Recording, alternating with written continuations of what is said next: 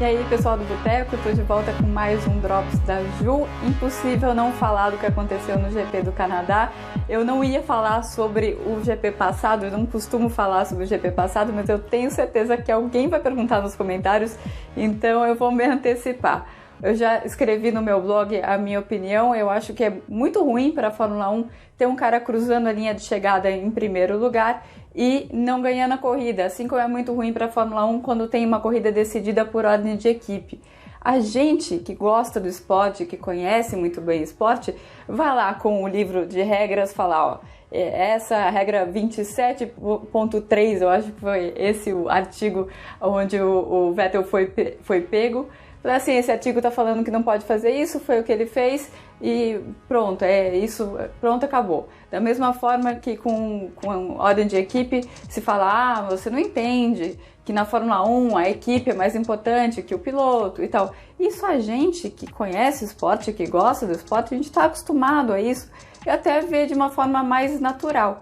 Mas se você for pensar que a Fórmula 1 não está exatamente passando o melhor dos seus momentos, das suas épocas, pensando em audiência mundial, está tentando aumentar a sua audiência, é muito contraproducente você ter um cara cruzando a linha de chegada em primeiro e não ganhando a corrida. Então acho que o que a Fórmula 1 tem que pensar é globalmente, é pensar no todo quando tomar as suas decisões. Na verdade, o que eu tô falando não é tapetão, não. Na verdade, até o Charlie Whiting, finado Charlie Whiting, que está fazendo muita falta, sim, ele já há alguns 2 anos atrás, porque primeiro as regras foram exatamente para um lado, deixar tudo muito claro, o que o piloto pode fazer, o que o piloto não pode fazer. Aí eles perceberam que não tinha como dar conta do campeonato inteiro, eu vou explicar por quê um pouco mais para frente. As regras diminuíram, né, o número de regras de conduta, né, de driving,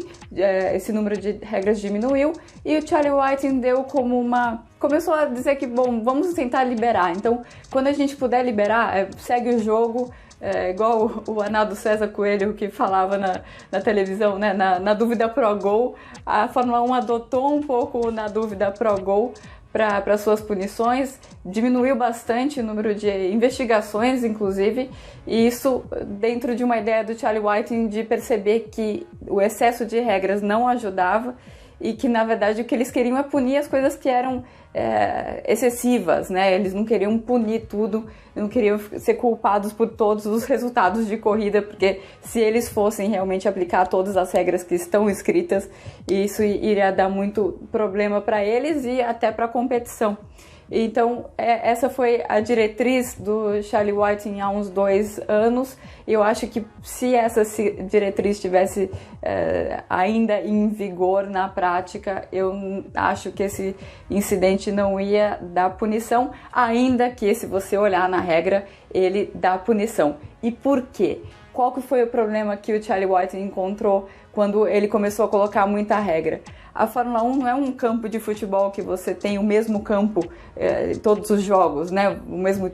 Mesmas dimensões, grama em todos os jogos. A Fórmula 1 você tem circuitos em diversos tipos tem aclives e tem diversos tipos de curva e principalmente diferentes tipos de área de escape. Essas regras da Fórmula 1 são muito mais para a área de escape asfaltada, que é uma coisa muito comum no campeonato hoje e que acabou causando diversos problemas com track limits, que é o que os pilotos sempre ficam reclamando um do outro no rádio. Você sai da pista e você não é muito penalizado em relação a isso. E não foi o caso do Canadá, então por isso essa punição ela entra nisso, né?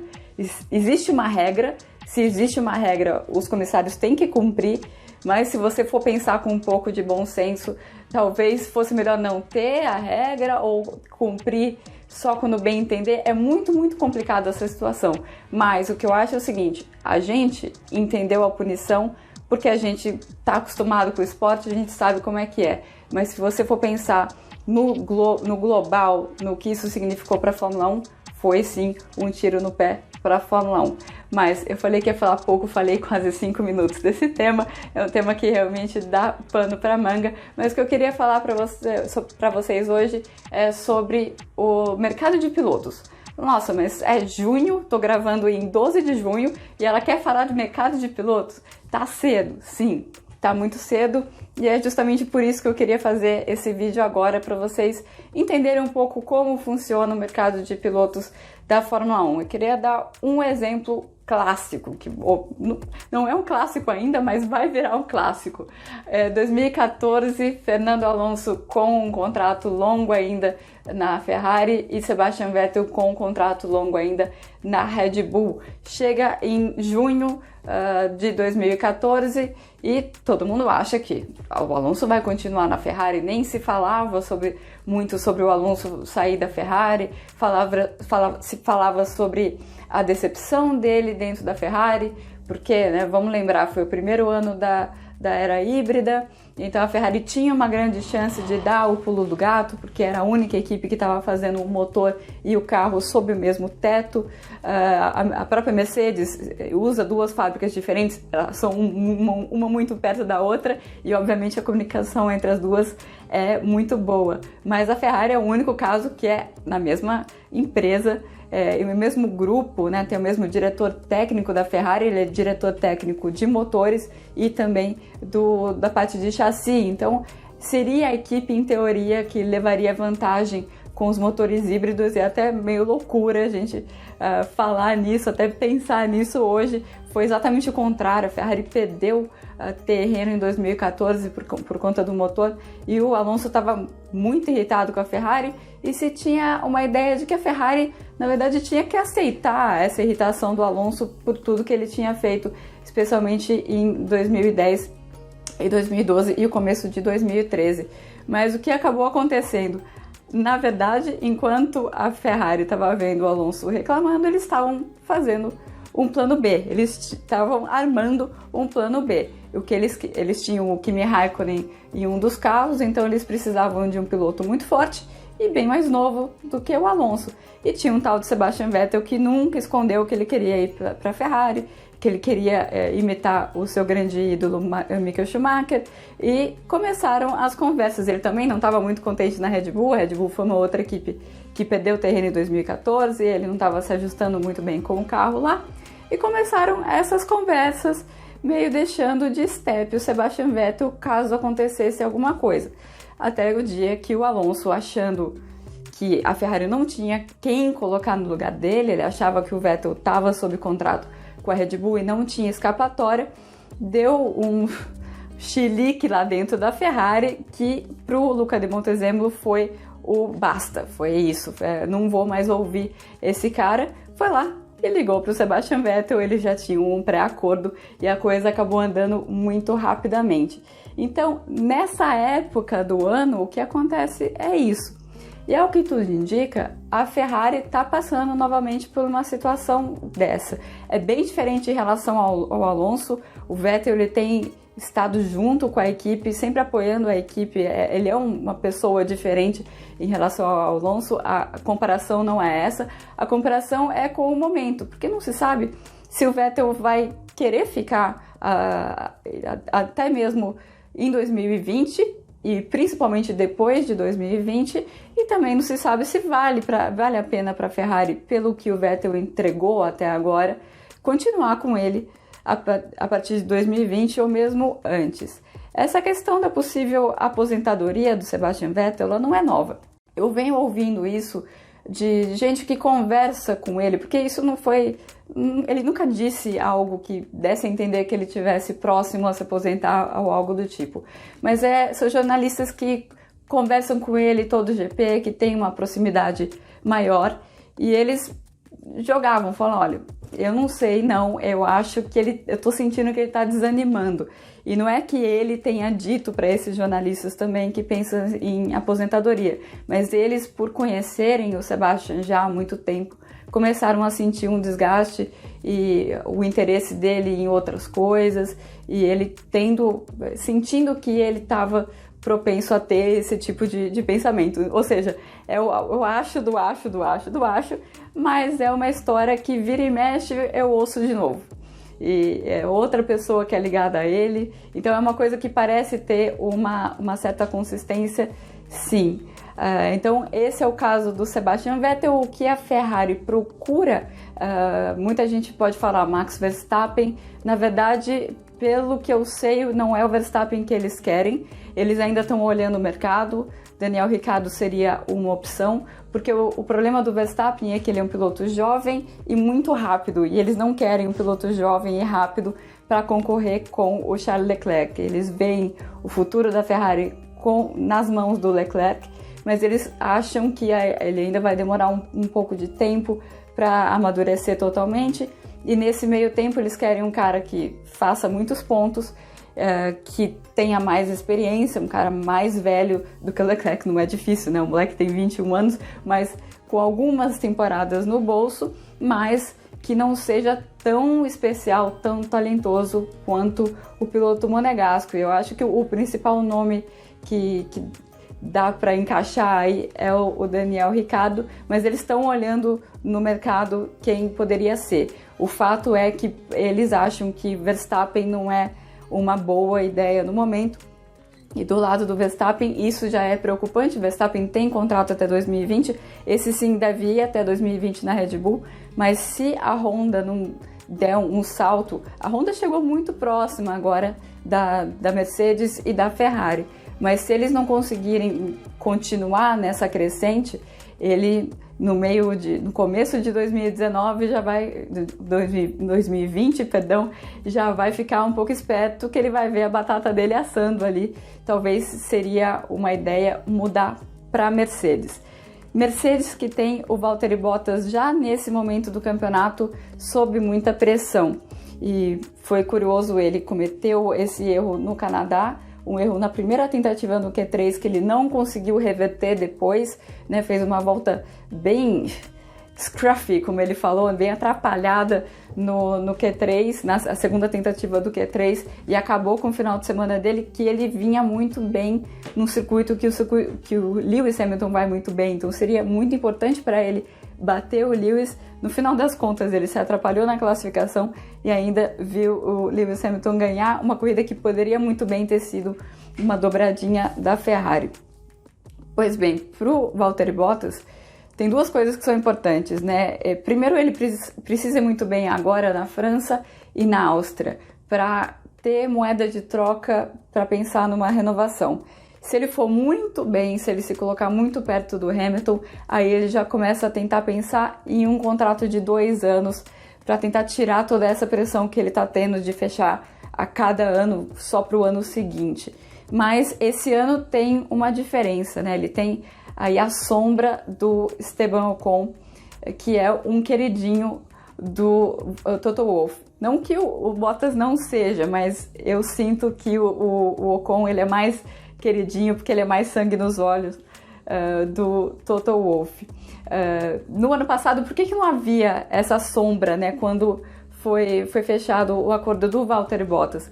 Porque o Wolff estava costurando, todo um acordo para colocar, um ia para a Renault, o outro ia para a McLaren, e o Ocon estava no meio dessa jogada. Aí veio o Daniel Ricciardo, tirou a vaga da Renault, e aí acabou com todo o jogo político do Toto Wolff, que inclusive estava começando exatamente nessa época do campeonato. Então é cedo para a gente ter uma indicação clara, mas é agora que começam as renovações, agora que tem muito piloto achando que a batata está assando e eu preciso fazer o meu trabalho, e um deles com certeza é o Valtteri Bottas. Um outro piloto que está num momento complicado é o Antonio Giovinazzi, mas ali é uma vaga da FDA, uma vaga da Academia de Pilotos da Ferrari. No momento eles não têm quem indicar. O Mick Schumacher seria esse cara, mas ele não está indo muito bem na Fórmula 2, e se não me engano, se ele tem a superlicença para esse ano, mas aí ele perde pontos por ano que vem, então depende da posição que ele vai chegar na Fórmula 2 esse ano, para saber se ele tem superlicença para o ano que vem. Então isso pode salvar talvez o Giovinazzi, mas é fato que a Alfa Romeo já está tentando de tudo para fazer esse menino, ele não é mais menino, né? Ele tem 25 anos, para fazer ele render. Porque ele é tido na equipe como um cara muito rápido, mas com não muito equilíbrio mental, então dá uma coisa errada e ele não consegue se recuperar. Então isso vem preocupando a equipe Alfa Romeo, mas eu acredito que ele faz até o final do ano justamente por conta disso. Aquela é uma vaga de indicação da FDA e eles não têm quem indicar no momento. Outro piloto que está sob muita pressão é, obviamente, o Pierre Gasly. Ele até foi envolvido num boato na semana passada ou retrasada, um assopro que veio da Alemanha dizendo que o Nico Hülkenberg tinha sido sondado pela Red Bull para o lugar do Gasly. Os dois falaram que era um absurdo, o Gasly estava realmente muito irritado, ele nem foi perguntado sobre isso e já falou que não vou perder meu tempo com isso, esse bando de besteira. E o Nico Hülkenberg, eu até dei uma zoada com o Nico Hülkenberg, ele foi perguntado sobre isso, ele falou fake news, e eu gosto de alfinetar, porque ele é meio chato com a imprensa às vezes, então eu aproveitei e falei, nossa, Nico, faz tempo que o seu nome não é associado com nenhuma equipe de ponta, como você recebeu isso? Ele percebeu a alfinetada, deu um sorriso de orelha a orelha e falou, ai, o meu ego está muito inflado agora, né? Ele entrou na brincadeira, não ficou muito bravo comigo, acho que um pouco ele ficou. Mas o Gasly, as primeiras 3 corridas, todas elas aconteceu alguma coisa com ele e que encobriu um pouco a diferença que ele estava em relação ao Max Verstappen. De qualquer maneira, seria difícil para ele chegar na equipe do Verstappen, a equipe toda olhando para ele, tendo ele como a grande referência, e ele com a experiência que ele tem e, é claro, principalmente com o talento que ele tem. Ia ser difícil de qualquer jeito, mas a distância tá grande. E agora a gente já teve 7 corridas aí, ele não consegue, ele fala, eu não tô acostumado com esse carro, ainda tô tentando me acostumar com tudo, mas acho que já tá 1/3 do campeonato, já deu, né? Eu perguntei para ele como tá o tom das conversas com o Helmut Marko, e ele falou, não, tá normal, ele tá sempre na defensiva, diferentemente das primeiras corridas, que ele tava sorrindo, sempre muito positivo, ele começou a ficar na defensiva. O Gasly, que não teve um caminho muito perfeito para a Fórmula 1, né, ele fez a GP2 na época, depois foi pro Japão, ficou meio perdido aí no meio do esquema da Red Bull, e ele dá a impressão que ele sente que isso pode acontecer novamente. O que pode acontecer aí, se a Red Bull vai realmente olhar para fora ou vai continuar olhando para dentro do seu próprio programa de jovens pilotos, não se sabe, mas o fato é que eles estão queimando vários pilotos muito rapidamente depois de manter Vettel e Webber por muitos anos e queimar muita gente lá na Toro Rosso. Agora parece que estendeu a queimação de filme até a Red Bull. Não dá para saber muito bem como essa história do Gasly vai terminar. Outro piloto que tem muito endinheirado já de olho na vaga é o Robert Kubica. Também, a cada GP ele reclama de alguma coisa. No último GP ele falou que o carro estava virando, quando ele apertava o pedal de freio, o carro virava sozinho sem ele virar o volante. E isso seria uma coisa bastante perigosa, principalmente no Canadá, mas todo GP ele vem com alguma justificativa desse tipo. Em Mônaco ele estava bem na corrida, até o Giovinazzi, o outro piloto que não está tendo um ano muito bom, rodar na frente dele, enfim, e atrapalhar a corrida dele. Mas essa é uma vaga que provavelmente vai para um piloto que traz dinheiro. Se é nesse ano, se é no ano que vem, não dá para saber, não existe nenhum burburinho de quem seria esse cara, uma coisa realmente forte de quem seria esse cara, mas na situação em que a Williams está, seria mais um cara que traz dinheiro, e como o Robert também traz dinheiro da petrolífera da Polônia. E o último que eu queria fazer um comentário de que eu acho que as coisas já estão se movimentando é em relação à Haas.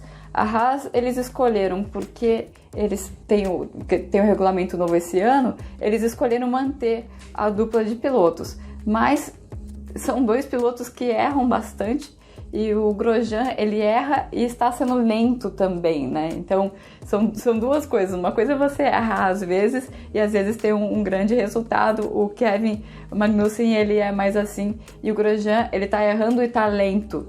Então, não existe muito motivo para eles manterem os dois pilotos, ou pelo menos um dos pilotos, para eles, como eles são uma equipe muito jovem, é importante ter uma continuidade, mas deve ser uma vaga ali que pode pintar.